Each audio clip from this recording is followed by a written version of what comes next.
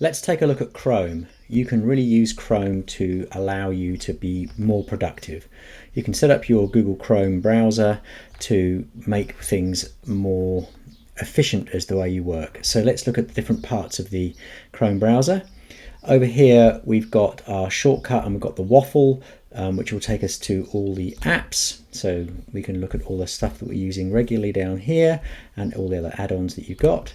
Up here in the toolbar here, we've got all my add-ons and we can look at those in a moment. And if I want to see more of them, I click on the jigsaw piece here and you can see all of the add-ons that I've got in Chrome.